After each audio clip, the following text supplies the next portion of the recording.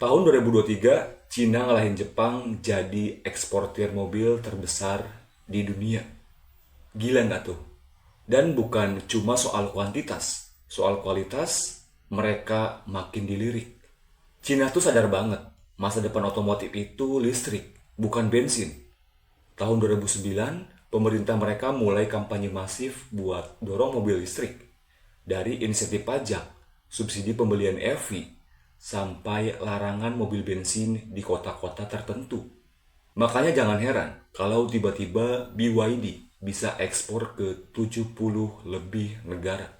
Dan NIO bikin sistem baterai swap yang bikin Tesla pun geleng-geleng kepala.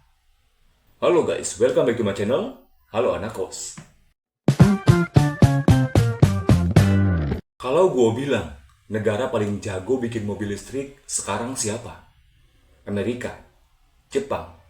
Mungkin dulu iya, tapi sekarang yang lagi mendominasi pasar mobil listrik dunia justru negara Cina. Negara yang dulu terkenal cuma karena produk KW dan motor listrik yang ngebul di gang sempit.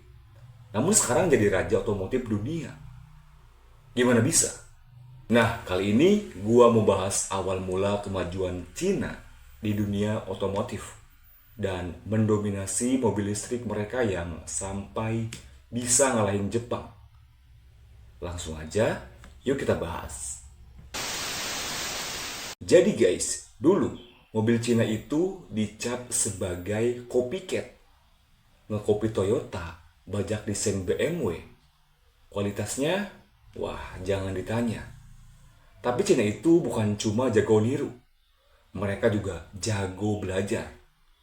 Pemerintahnya nggak main-main. Mereka ngasih subsidi besar ke industri otomotif lokal. Dan ini bukan subsidi asal-asalan. Mereka bilang kalau mau disuntik dana, harus kolaborasi teknologi dan bikin inovasi. Dari situ lahirlah merek-merek lokal yang sekarang namanya bikin pabrikan Jepang ketar-ketir. Kayak BYD, NIO, XPeng, Geely, Wuling, dan masih banyak lagi. Cina tuh sadar banget masa depan otomotif itu listrik, bukan bensin. Nah, pada tahun 2009, pemerintah mereka mulai kampanye masif buat dorong mobil listrik. Dari insentif pajak, subsidi pembelian EV, sampai larangan mobil bensin di kota-kota tertentu. Makanya jangan heran kalau tiba-tiba BYD bisa ekspor ke 70 lebih negara. Dan NIO bikin sistem baterai swap yang bikin Tesla pun geleng-geleng kepala. Pada tahun 2023, Cina ngalahin Jepang jadi eksportir mobil terbesar di dunia. Gila nggak tuh? Dan bukan cuma soal kuantitas, soal kualitas mereka makin dilirik. Kayak contohnya mobil BYD Seal. Desain yang elegan, fitur yang canggih, harga lebih murah dibanding dari Tesla model ketiga.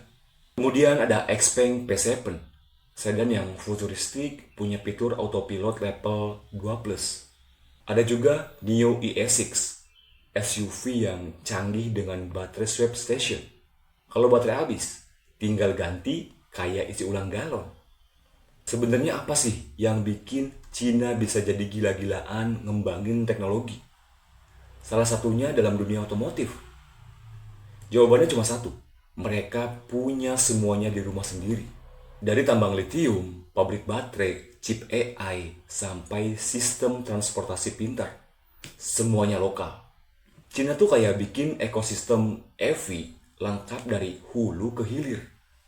Jadi produksi mereka bisa cepat, harga lebih murah, dan kontrol kualitas lebih gampang. Sekarang mobil-mobil Cina udah masuk ke Eropa, bahkan mulai jualan di Jepang. Dan tren ini belum lambat. Tahun 2025, Cina targetin ekspor 5 juta unit mobil. Gokil sih. Jadi buat lo yang masih nganggep mobil Cina itu murah, coba deh lirik ulang. Karena dalam beberapa tahun ke depan, bisa jadi mobil lo selanjutnya buatan dari Shenzhen, Cina. Bukan lagi dari Nagoya, Jepang. Dari KW jadi king, dari peniru jadi pemimpin. Cerita kebangkitan otomotif Cina ini bukan cuma soal mobil, tapi soal gimana visi, strategi, dan tekad bisa ngebalikin citra sebuah negara. Sekarang tinggal pertanyaannya, apakah dunia siap dipimpin oleh mobil listrik buatan Cina? Dan gimana menurut lo? Dan mungkin itu aja video gue kali ini. Terima kasih yang udah nonton, terima kasih yang udah subscribe. Thanks for watching, sampai jumpa di video berikutnya. Bye-bye.